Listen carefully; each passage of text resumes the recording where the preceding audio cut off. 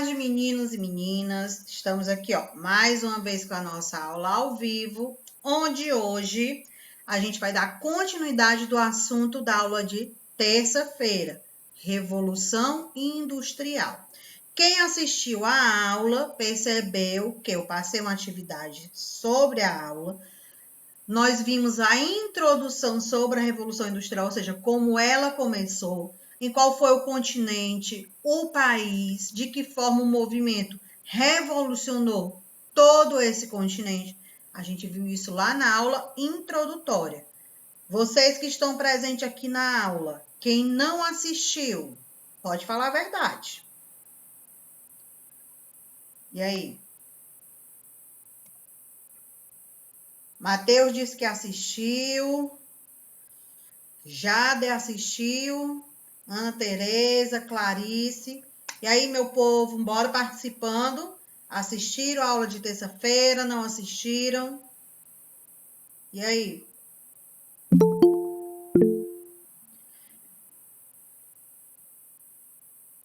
Clarice disse que não assistiu.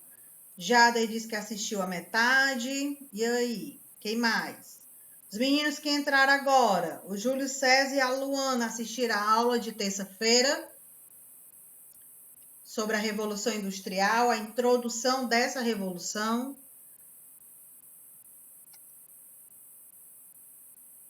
Meu povo, prestem atenção.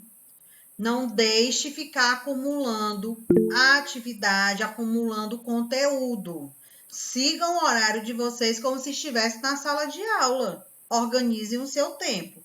Então, para a gente começar sobre o nosso assunto da Revolução Industrial, vou fazer a chamada.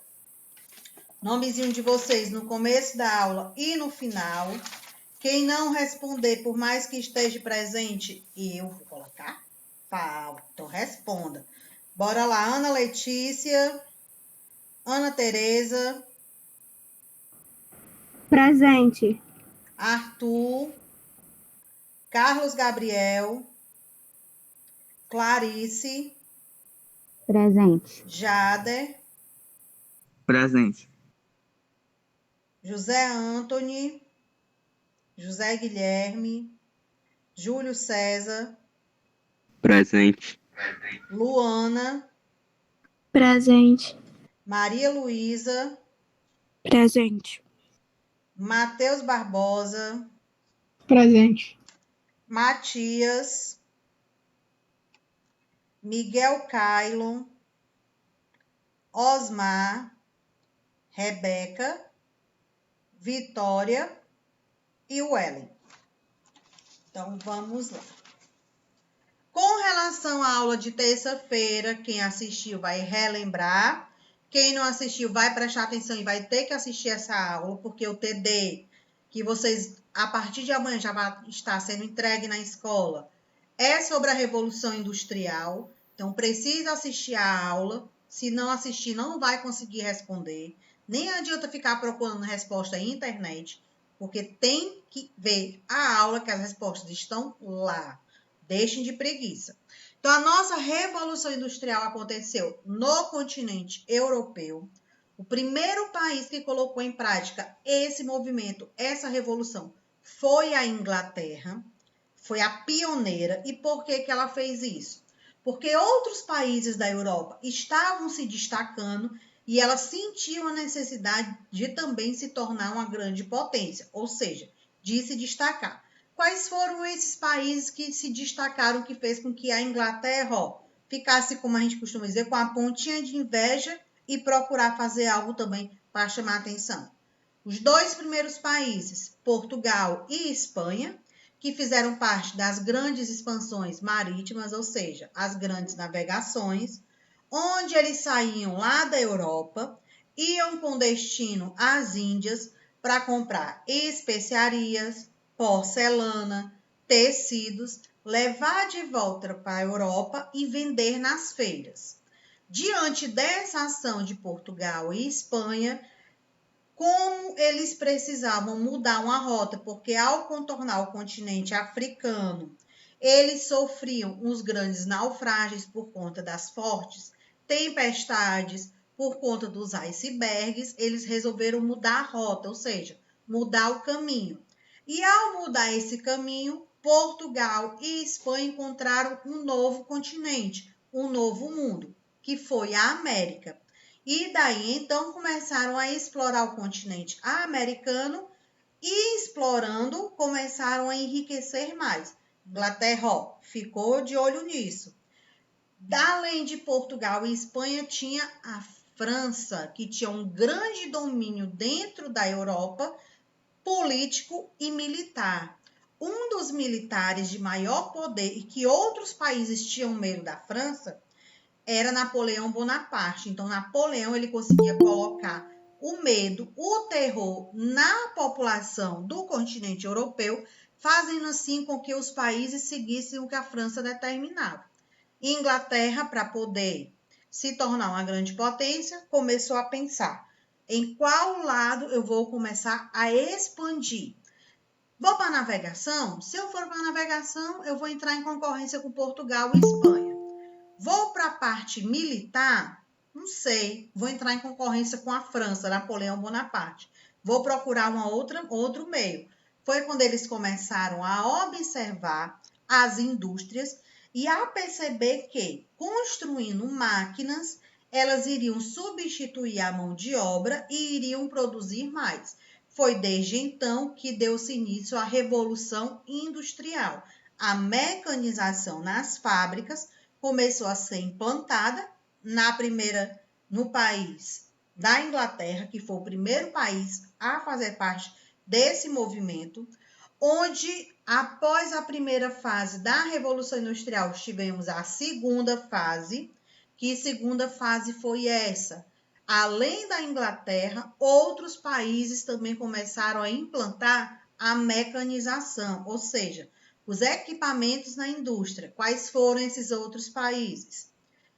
França,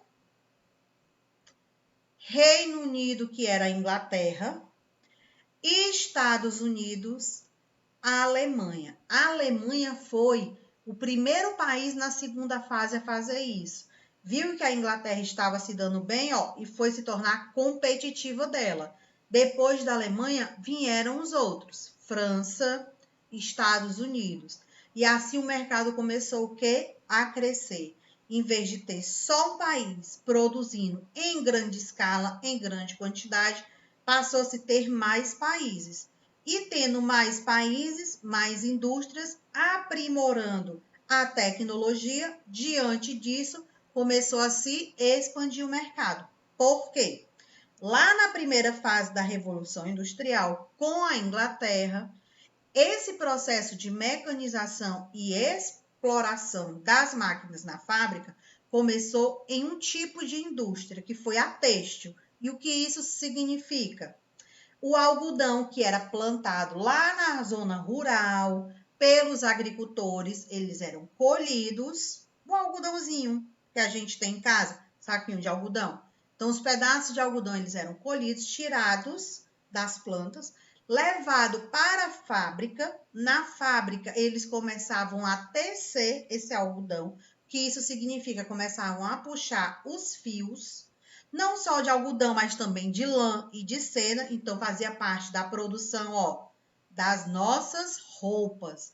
Todas as nossas roupas, no seu processo de produção, elas vêm lá do plantio do algodão. Então, se não tiver o algodão, a nossa roupa, ela não vai ser desenvolvida. Até aqui, alguma dúvida? Não. Aí, não? Os que chegaram atrasados, conseguiram pegar o conteúdo que eu estava explicando? Deu para entender? Então, vamos lá, né? Se disseram que não, então vamos lá. Como eu mencionei para vocês, ó, onde foi que ocorreu a segunda fase da Revolução Industrial? Ó? Na França, Alemanha, Estados Unidos e Reino Unido. Mais uma vez, falei para vocês anteriormente que o Reino Unido é a Inglaterra e que entre esses países, a Alemanha foi o primeiro na segunda fase a fazer parte do país competidor. Inglaterra foi na primeira fase, a Alemanha foi na segunda fase. Aí junto com ela veio França e veio os Estados Unidos. Até aqui deu para compreender, né? Sim, sim. Vamos lá. Como foi que ocorreu essa revolução? Ou seja, quais foram as características com relação à Revolução Industrial de forma geral? Antes da gente ir para as características, deixa eu só lembrar uma coisinha para vocês. A nossa Revolução Industrial, ela teve 3 fases. A primeira fase foi com a Inglaterra, um país desenvolvido e capitalista. A segunda fase entraram os outros países desenvolvidos, todos os outros da Europa, e Estados Unidos na América, o Japão lá na Ásia. E na terceira fase entrou no mercado de concorrência de industrialização todos os países subdesenvolvidos e que eram capitalistas. Aí você pode estar pensando, mas Flávia, você acabou de falar que a Alemanha, França, Estados Unidos e Reino Unido foram os países que fizeram parte da segunda Revolução Industrial. Sim, esses foram os principais. Não quer dizer que os outros países da Europa, não quer dizer que o Japão também não tem implantado fábrica no seu espaço, no seu país. Eles implantaram. Mas quem se destacou mais foram esses países. Quando a gente fala de se destacar, são aqueles que produziram muito e conseguiram vender em grande escala. Aí pode ter alguém pensando o seguinte, mas atualmente o Japão não é o maior país industrial do mundo? Atualmente o Japão não é o país que mais produz tecnologia, ou que mais investe em tecnologia? Sim, mas não quer dizer que porque hoje ele é o maior, ele foi lá na segunda revolução. Ele veio com o passar do tempo conquistando o mercado, percebendo onde era o ponto fraco dos outros países e fazendo com que a sua indústria crescesse no ponto fraco daquele. Para entender, lembra lá das garrafas que eu falei na sala de aula?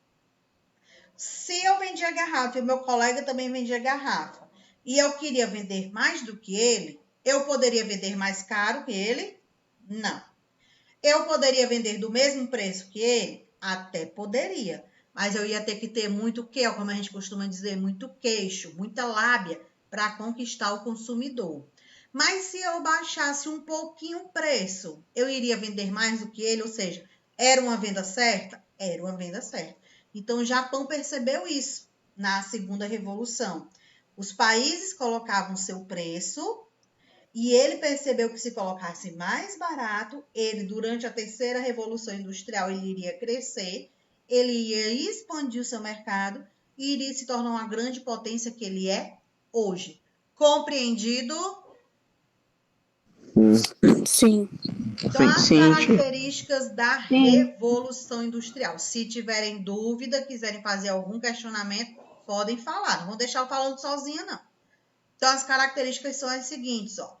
Forte desenvolvimento tecnológico aplicado, principalmente nas indústrias elétrica, química, metalúrgica, farmacêutica e de transporte. Aí eu volto para cá. Falei para vocês que na primeira revolução industrial, lá com a Inglaterra, foi um investimento na indústria têxtil, na indústria de algodão, de roupas. Na segunda revolução industrial, além da têxtil, se expandiu. Então teve, aperfeiçoamento nas indústrias de construção, dos transportes, indústria química, metalúrgica, na questão elétrica, porque lá na primeira revolução industrial, os meios de transporte que nós tínhamos na época era a locomotiva e ela se locomovia, ou seja, o seu transporte ocorria através da queima do carvão. Tínhamos também a máquina a vapor, também com relação ao carvão. Já na segunda Revolução Industrial, ó, como eles foram crescendo, foram se aprimorando e tentando ficar competitivo dos outros, a partir do momento que surgiu a energia elétrica, ou seja, a indústria elétrica, ela veio através da exploração do petróleo. Através do petróleo começaram a se produzir, ó, gasolina, começou a se ter álcool, começou a se ter um grande investimento. Então, a geração da energia elétrica já veio na segunda Revolução Industrial. Voltando lá para a primeira, que a gente sempre vai ficar fazendo, ó, essa parceria, essa ligação. Lá na primeira Revolução Industrial, as fábricas, elas costumavam ser de chão de terra batido, como a gente diz. Então, a poeira subia muito com as pessoas andando dentro da fábrica, realizando trabalho. Não tinha ventilação, a iluminação, às vezes, era pelos raios solares que entravam pelas janelas que iluminavam os galpões ou através de lamparinas. Já na segunda revolução, substitui a lamparina pela energia elétrica. Então, vai conseguir se produzir mais, porque eles vão ter iluminação, vai poder trabalhar mais horas por dia. Em vez de ser até o entardecer, vai entrar agora pela noite. Por isso que a Revolução Industrial, o trabalho, a mão de obra explorada, chegava a durar até 18 horas por dia. Isso quer dizer que as pessoas trabalhavam até 18 horas por dia.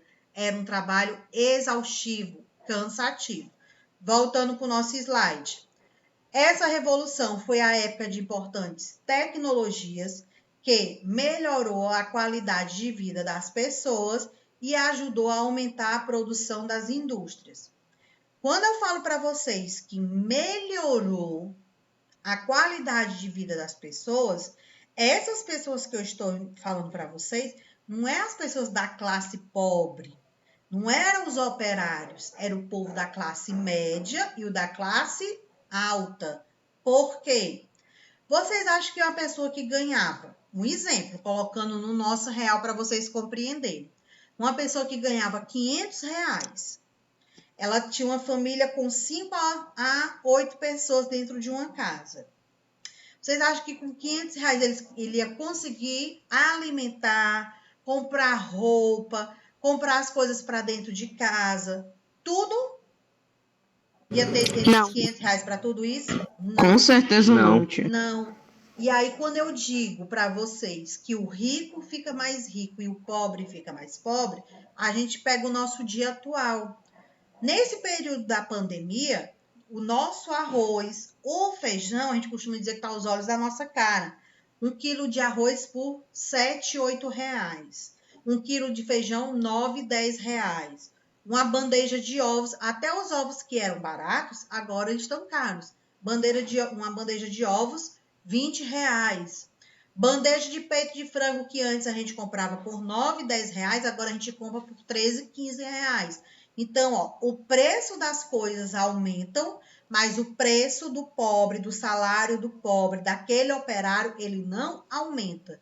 Então, a partir do momento que o pobre continua ganhando aquele mesmo valor e os produtos continuam crescendo, continuam aumentando, isso significa que o pobre, como eu costumo dizer para vocês, ele vai ficar cada vez mais pobre, porque ele vai ter que escolher o que fazer com aquele dinheiro. Eu conheço famílias de alunos de escola pública que muitos deles, antes da pandemia, por exemplo, eles não tinham alimentação em casa. A alimentação deles era merenda na escola, porque os pais ganhavam tão pouco que tinha que optar entre o almoço e a janta. Ou tinha o almoço para eles, ou tinha a janta. Então, muitos deles merendavam na escola, que era o seu almoço, e quando chegava em casa à noite, ele ia jantar e aquela janta era o alimento dele até o outro dia. Então, para você ver a necessidade das famílias pobres, que na cabeça da gente, quando a gente fala de pobre, a gente tem que associar. E temos a classe pobre, a classe média e a classe rica. Onde a gente entra dentro desse contexto? A gente entra na classe pobre ou na classe média? E aí? Classe média. Classe média, mas acho que a Tereza entra na classe rica, né? A Tereza é mais top de linha. Também concordo. A gente entra na classe média. Como é que a gente vai analisar isso? Quando a gente acorda de manhã, tem algo para a gente comer em casa? Na hora do almoço, tem algo para comer? Na hora da merenda à tarde, à noite, qualquer hora do dia, se você quiser comer qualquer coisa, se você abrir a geladeira, você vai encontrar algo para comer? Se você quiser tomar um suco, tomar um Danone, se você abrir a geladeira e você encontrar. Então, a gente entra na classe média. A classe pobre, ela não tem essa opção. Muitos deles nem geladeira, nem televisão tem em casa. Então, é como eu digo, aquela classe desfavorecida. Ela não é privilegiada. Nós já somos, estamos ali, ó, nos intermediários. Nem somos ricos e nem somos pobres. Estamos ali no meio, sofrendo também, pagando as coisas em 10 vezes. Tem no mês que você tem que escolher entre fazer uma coisa e outra, mas você consegue fazer. Pede dinheiro emprestado aqui pede dinheiro emprestado a outro, passa no cartão, mas a gente consegue sobreviver.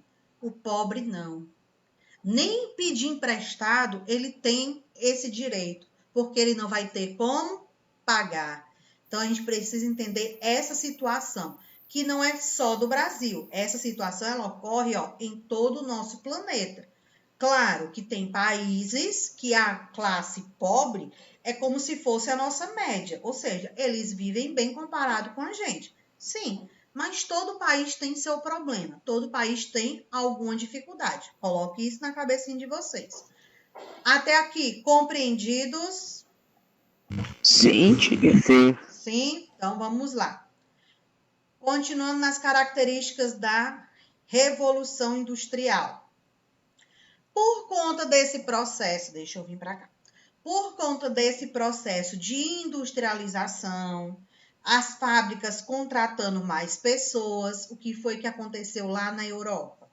O povo que estava lá na área rural, no campo, mais distante, os agricultores, aqueles que com pouco trabalho, com pouca dificuldade, tinham alimento hoje, amanhã não tinha, então eles sofriam com essa questão da falta de alimento. Chegou a notícia para eles, ó, tô indo embora para a cidade, fiquei sabendo que tem fábrica contratando gente para trabalhar. Aí ele olha para a mulher e diz assim, mulher, arruma a trouxa, pega o menino, ó, e vamos para a cidade. Então, quando eles saem do campo com destino à cidade, independente do local que ele esteja no nosso planeta, ou seja, independente do país, a gente chama esse processo de êxodo rural. É a saída das pessoas do campo, é a saída das pessoas do sertão, ou seja, da área rural, com destino à cidade. Aí o que aconteceu na Europa? Essas famílias foram chegando, não foi ter onde elas morarem, porque a cidade não estava preparada para receber esse monte de gente, essa quantidade de famílias. Eles não pensaram nisso quando começou o processo de mecanização, de geração de emprego.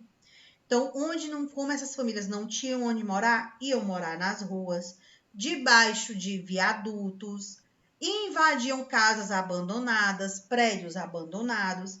Começou a surgir, ó, o processo de favelização também na Europa. Só que a favelização lá é diferente daqui do Brasil. Porque lá, hoje, a classe pobre é como se fosse a classe média.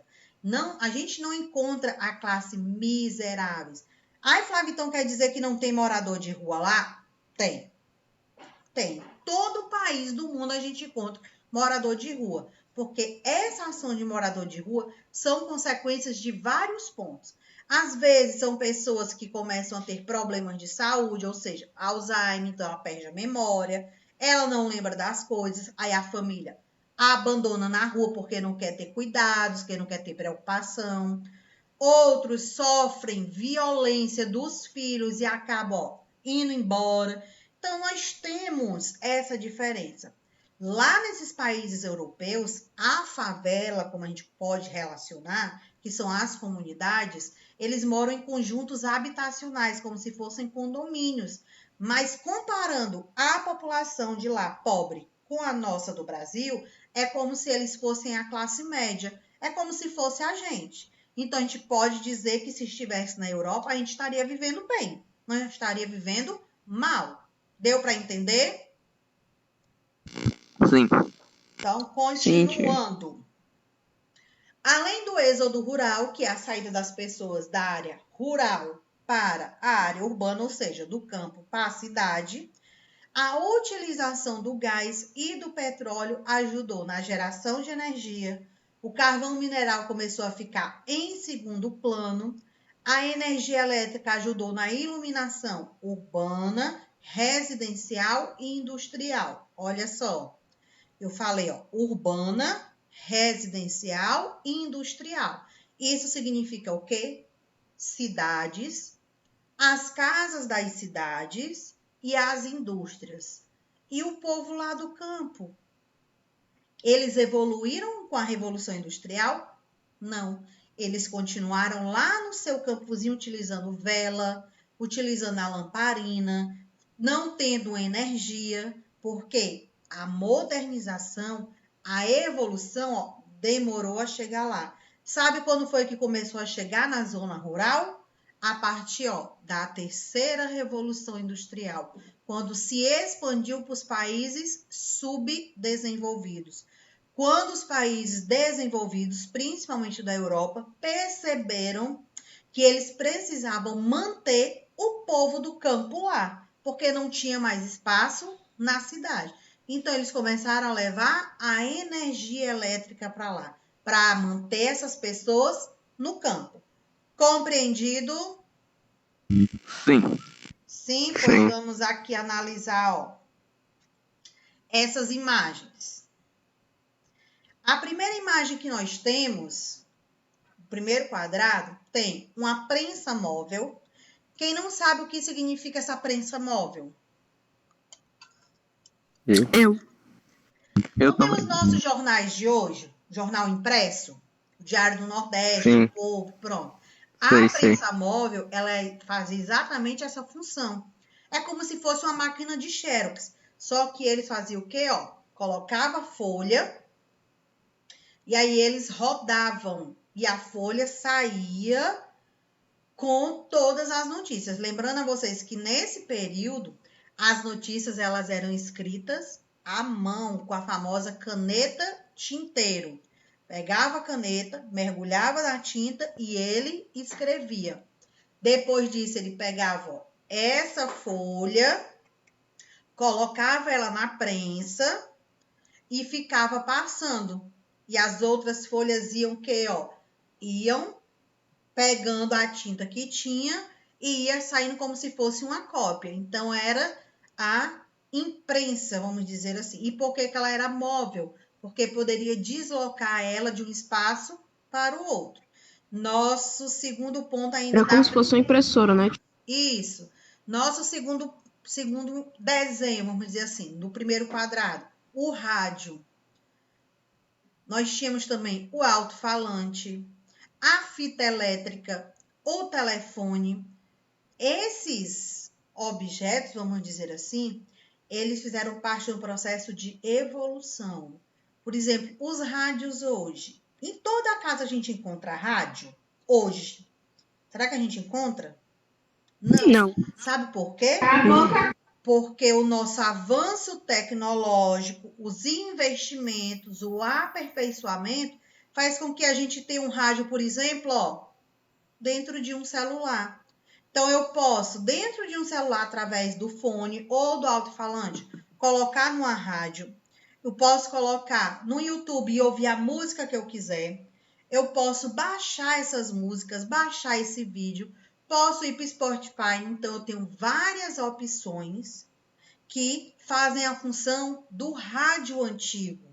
Então, ele veio o quê? Ó, modificando. Outra coisa que modificou, ó, o nosso telefone. Hoje a gente consegue acessar a internet, tirar foto, passar mensagem, passar e-mail, comprar produtos pela internet de outro país, falar com pessoas de outro país. Tudo isso através de um celular. Por quê?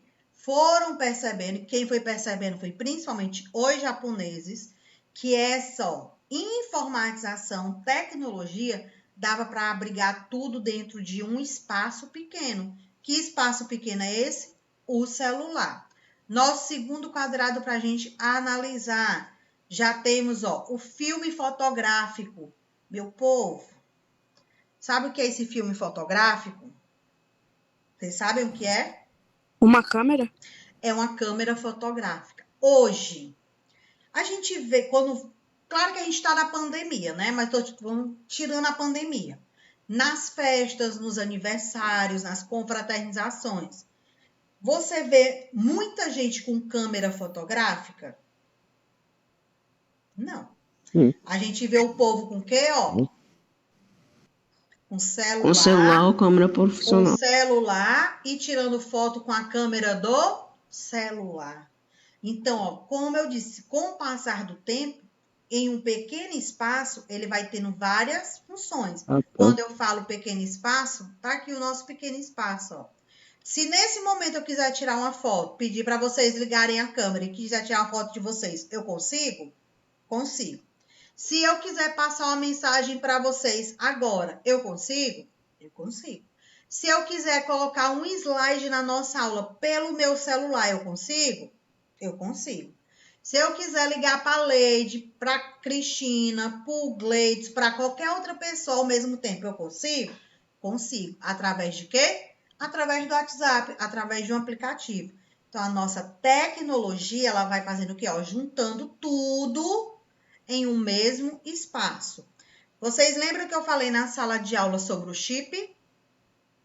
Lembram do chip? Sim. Pronto. Sim. Hoje a gente tem, quando eu digo a gente, tô falando aqui os brasileiros, a gente tem certidão de nascimento, carteira de identidade, CPF, carteira de trabalho, título de eleitor. Aí vem os meninos, né, vocês? Além de tudo isso, carteira de estudante, os meninos quando completarem 18 anos, carteira reservista, ou seja, que ele se alistou. Todos esses documentos lá no Japão, eles são substituídos por um chip. Por que eles pensaram nisso, povo, lá no Japão? Olha a tecnologia chegando aí. Porque no Japão costuma ter as catástrofes naturais, terremotos, tsunamis. Então, a gente não pode dizer assim para a onda, lá e vem a onda do tsunami. Peraí, onda, para aí um minuto. Peraí que eu vou pegar minha identidade. A gente pode falar isso com a onda? Tá tendo um terremoto, vou dizer, peraí, terremoto, parou aí. Peraí que eu vou procurar minha carteira de identidade. Não sei onde é que tá, não. Espera. Pode? Não. Então, quando ocorre esses desastres naturais, principalmente lá no Japão, que eles são preparados para isso, é exatamente para quando ocorrer, você for resgatado, se você estiver inconsciente, se você tiver perdido a memória, se você precisar fazer uma cirurgia de emergência, eles vão saber o seu tipo sanguíneo, se você tem alergia a algum medicamento, se você é doador de órgãos, telefone de contato dos seus pais, o endereço dos seus pais, o seu nome. Aí então quer dizer que eu vou ter a minha vida vigiada? Não, não é assim. Porque para ele ter acesso a tudo isso, ele tem que fazer o quê? Pegar o aparelho e bipar no seu chip. E para bipar você, duas formas. Se você não sofreu nenhum acidente, não sofreu nada, ele só vai bipar se você autorizar. Entenderam esse ponto? Ô tia, todas as pessoas no Japão têm isso? Não. Porque, mandem. Existem pessoas que não têm porque eles não querem colocar. Mas existe a lei que diz que já é permitido.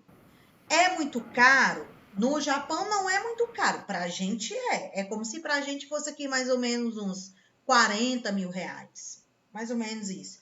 Mas para a população do Japão não é. É obrigado? Não é lei obrigatório, mas já tem a lei que permite as pessoas fazerem isso, certo? Quando digo que não é obrigatório, Flávia. porque... Calma. Quando eu digo que não é obrigatório, porque existem famílias que são aquelas mais pobres, que elas não têm tantas condições, mas que a lei ela já está começando a impor para a sociedade ter e o governo ele está planejando, pensando de que forma ele distribui esses chips para as populações mais pobres. O que fez ele dar uma parada foi a questão da pandemia. Mas a gente analisando a porcentagem, a população do Japão, aproximadamente quantas pessoas já devem ter? 90% da população. Entenderam? Quem foi que me chamou? Eu. Eu Flávia, quem? você tinha. A Tereza. Tereza? Flávia, você tinha dito na sala que quando alguma tecnologia, tipo, muito top chegar aqui no Brasil, no Japão já vai ser ultrapassada. Sim. Por quê? Sabe por quê? Não, por quê? Porque o Japão ele é um país desenvolvido, é considerada a maior potência mundial com relação na informática, com relação na tecnologia, com relação no investimento da ciência.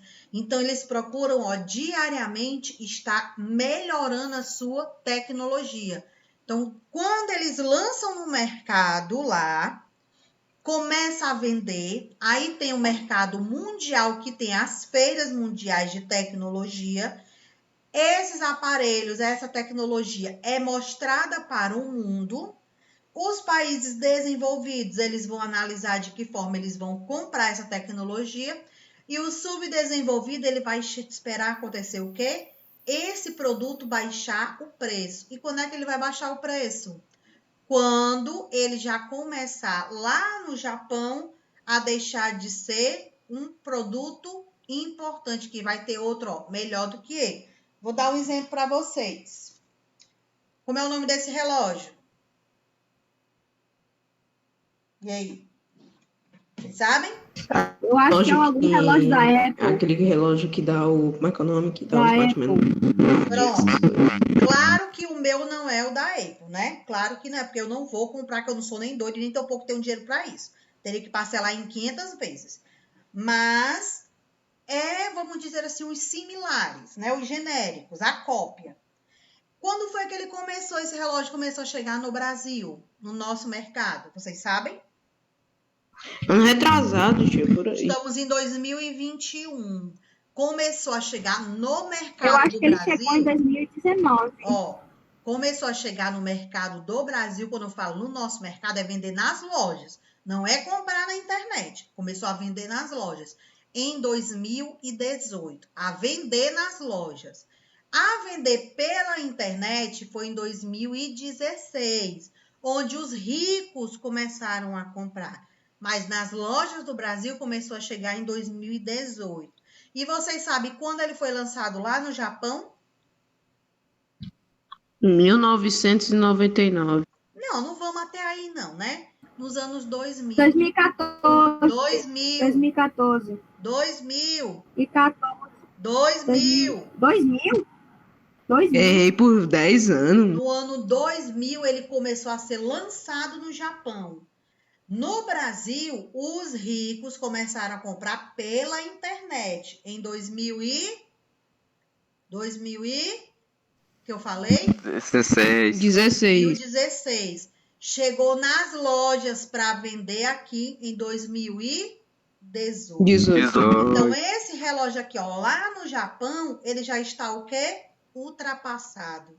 Já tem ele, ó, com melhor qualidade, que fazem outras funções. Então, eles vão aprimorando. Com relação ao nosso conteúdo, à nossa aula, há alguma dúvida? Não. Não. Na aula de terça-feira, eu passei a página 47. Fizeram? Eu tinha não vi na última aula. Não foi ao vivo, foi gravada, aula gravada de terça-feira. Ah, tá. Então fiz. Então, ó, mais uma vez, como a grande maioria não assistiu a aula e não fez atividade, Eu não vou fazer a correção. Vocês vão assistir a aula, copiar, são 3 questões. Copiar no caderno a primeira, a segunda, a terceira, responder e me enviar no Class o mais rápido possível. Olhem lá a data de entrega. Eu não vou mais fazer a correção porque vocês não fizeram atividade. Vocês deixem de ser gaiato, viu? Então, para a gente encerrar a nossa aula de hoje, vamos novamente para a chamada. Porque tivemos aqueles que entraram Flávia, depois. qual é a página? Oi? Qual é a página? 47. 47, questão 1, 2 e 3. Então, vamos lá para a chamada mais uma vez. Ana Letícia, Presente. Ana Tereza, Presente. Arthur, Carlos Gabriel, Clarice, Presente. Jader, Presente. Anthony, Guilherme, Presente, tia. Júlio César, Presente. Luana, Presente. Maria Luísa, Presente. Mateus, Presente. Matias, Presente. Miguel, Tá com... Osmar, Rebeca, Vitória e Ellen. Então, meu povo, a gente vai ficando por aqui com relação à nossa aula. A partir de amanhã, os TDs já estão sendo entregues na escola, o TD de março. Vocês têm até o dia 10 para entregar o de fevereiro. Não deixem passar esses prazos, porque a pontuação de vocês pode ficar prejudicada. Ok, meu povo? Flávia, Beleza. Oi! Beleza. a página que a senhora passou é no livro ou é no caderno? A atividade Uhum. é no livro, mas não tem espaço para responder no livro. Então, você vai copiar no caderno. Tá Certo. bom? Então, meu povo, ó, tchau. Tia. Bom fim do dia para vocês. Façam Sim. atividade. Tchau, meu povo.